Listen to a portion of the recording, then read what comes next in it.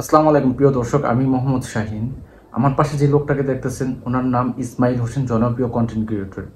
ওনার নামে গতকালকে ওনাকে গ্রেপ্তার করা হয়েছে। উনি নাকি একজন মহিলাকে ধর্ষণ করেছেন।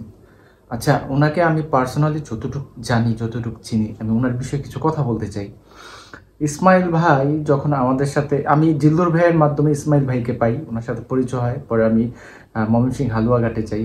যাওয়ার পরে ওনাদের সাথে যখন প্রথম আমরা কনফিউজড, আসলে ওনারা মানুষ কেমন। যখন কথা বলছি, কথা বলার পরে আমি চিন্তা করতেছি মানুষ এই দুনিয়াতে এত সরল কিভাবে হয়। ঠিক আছে, তো আমি অবাক হয়ে গেছি। আমি কই এরকম একটা মানুষকে মনে হয় সম্ভবত এনামুল ঠকাচ্ছে বা টাকা পয়সা নিয়ে। আর পরবর্তীতে উনি কিন্তু চাইলে একটা পেজ খুললা কিন্তু উনি আর্নিং করতে পারতো, ইনকাম করতে পারতো, কিন্তু করে নাই। এই মানুষটা এনামুল ভাইয়ের পিছিয়ে থেকে সবসময় কন্টেন্ট বানিয়ে গেছেন। তো এই মানুষটার যখন একটা ধর্ষণ মামলায় গ্রেপ্তারি হয়, উনি একটা এরকম একটা ধর্ষণ মামলা ওনার উপরে আসে, তখন একটু ভাবার বিষয় আসলে এখানে কি হয়েছে। আমি একটা কথা বলি, যারা কন্টেন্ট ক্রিয়েটর, আমি ছোটোখাটো একটা কন্টেন্ট ক্রিয়েটর, আমার যদি আমার মেসেঞ্জারটা আমি দেখাইতে পারতাম যে কত মেয়েদের মেসেজ, ঠিক আছে। এখন আমি কেউ হাই দিলে হ্যালো, বা জাস্ট এটা একটা নিয়ম মেসেঞ্জারে, কথোপকথন বলতে হয়, এটা একটা নিয়মের মধ্যে এড়িয়ে যাওয়া যায় না। তো হাই হ্যালো এতটুকু, জাস্ট আর বেশি না। তো যখন অনেক মেয়েরা, অনেক সুন্দর সুন্দর মেয়েরা, আমি ইচ্ছা করলে তাদের সাথে চ্যাট করতে পারতাম, তাদের সাথে একটা রিলেশনে যেতে পারতাম।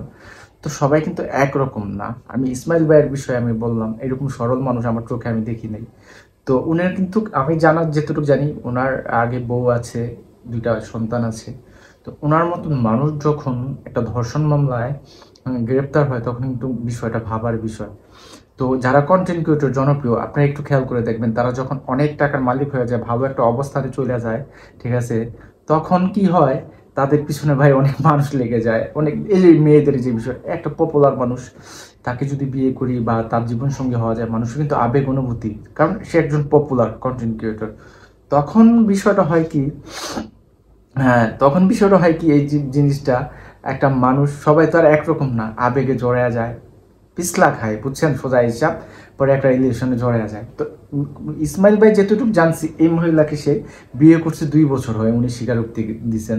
তো একজন মানুষ যখন বিয়ে করে, ঠিক আছে, আর ওই মেয়েও কিন্তু মামলা দেয় নাই, মামলা দিয়েছে মেয়ের মা, তখন ভাই ধর্ষণ মামলা কিভাবে হয়। আমি এই বিষয়টাকে একটু যারা আইনের কাজ করেন, ঠিক আছে, সম্মানীয় আইন যারা কাজ করেন, তারা একটু খতিয়ে দেখবেন। আর ওনার প্রতি আমি মনে করি যে ভালো একটা উকিল কাজ করবেন, ঠিক আছে। আমি কারো পক্ষ নিতে চাই না।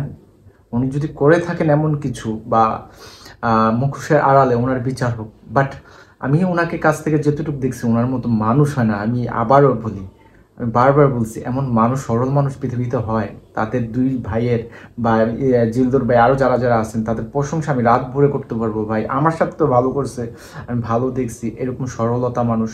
আর সবচেয়ে সরল একজন মানুষ, প্রত্যেকটা মানুষ যখন সুপারস্টার হয়ে যায়, ভালো জায়গায় যায়, তখন নিজের চিন্তা করে, নিজের একটা পেজ খোলে, ক্রিয়েট করে উনি আর্নিং করা শুরু করে। কিন্তু ওনারা দুই ভাই, ঠিক আছে, আমি যেটুকু জানি, ইসমাইল ভাইকে মাসে হয়তো 40-50 হাজার টাকা বেতন দিত, বেতন স্যালারিতে কাজ করতো। এনামুল ভাই এটা মেন ক্রিয়েটর, ঠিক আছে, ওনার। বাট উনি একজন চাকরিজীবী ছিল এই পেজে, আর কিছুই না। তো ওনার মতো একটা লোক যখন এরকম ধর্ষণ মামলায় গ্রেপ্তার হয়, এটা ভেরি স্যাড। আমি মনে করি জিনিসটাকে ভালো করে একটু খতিয়ে দেখা উচিত। খুব খারাপ লাগলো ভাই। আমি ওনার পক্ষ নিতে, আমিও আবার বলি, ওনার পক্ষ নিতে চাই না ভাই, কিন্তু এমন একটা মানুষ, ভালো মানুষ, ওনার আমি বিরুদ্ধে কথা বলতেও পারি না। আমার চোখের দেখায় খুব ভালো একটা মানুষ ছিলেন। তো আছেন ভাই এনামুল ভাই, ইসমাইল ভাই, আল্লাহ আপনাদের প্রতি সদয় হোক, ভালো আপনাদের কিছু বয়ে আসুক, আসল সত্যটা ভাই বের হোক, আমি এটা চাই। আমার খুব খারাপ লাগছে এই বিষয়টা, আপনাদের যখন এই একটা জিনিস শোনার পরে। তো আমি কারোর পক্ষ নিতে চাই না, আমি চাই সবাই ভালো হোক, ঠিক আছে। তো ভাই আমার বললে আপনাদের নিয়ে অনেক কথা বলতে পারতাম। আমি আহ, আমি জানি যে এখন এনামুল ভাই, আপনাদের ইসমাইল ভাই আপনাদের মেইন ক্রিয়েটর, এখন আপনার পেজের উপরে অনেক কিছু ভিডিও আপলোড না দিতে বললে পেজ রিচ ডাউন হয়ে যেতে পারে, খুব খারাপ একটা ব্যাড ইফেক্ট হইতে পারে এই সময় ভাই। আপনি এরকম একটা অবস্থানে পড়েন ভাই, আমি কখনো ভাবতে পারি না, খুব খারাপ লাগতেছে। আপনি শুনছি কিছুদিন আগে একটা ভিডিও দিচ্ছেন, ডুপ্লেক্স বাড়ি করতেছেন, সব তো এটার উপরেই, তাই না? কন্টেন্ট করবেন, কন্টেন্টের টাকা দিয়ে আপনি ভালো কিছু করবেন। আমারও তো এরকম চিন্তা ভাবনা আসা। তো এরকম আপনার এই সময়টা এরকম একটা অঘটন ঘটে গেল ভাই, আসলে বলার কিছু নাই। আপনার জন্য আল্লাহ সহায় হোক, ভালো কিছু বয়ে আনুক, সত্যের বিচার হোক, আমি চাই সত্যের জয় হোক ভাই। জানি না কোন চক্রান্ত পরে আপনাদের এই অবস্থা হয়েছে ভাই, কোন কি ভাই, আসলে ভাই মাথায় কাজ করতেছে না ভাই। ইসমাইল ভাই এরকম একটা মানুষের বিরুদ্ধে এরকম একটা অভিযোগ ভাই, আমি আরো এই বিষয় নিয়ে ভিডিও আনবো, ঠিক আছে, যদি আপনারা চান। আর আমার চোখ নিয়ে ভাই কোনো উল্টাপাল্টা কমেন্টস করবেন না, আমার এটা অ্যালার্জির সমস্যা, চোখ ডুলছে, চোখ লাল হয়ে গেছে ভাই, আমি কোনো ধরনের ভাই অ্যাডিক্টেড না। তো সবাই ভালো থাকবেন, আল্লাহ হাফেজ।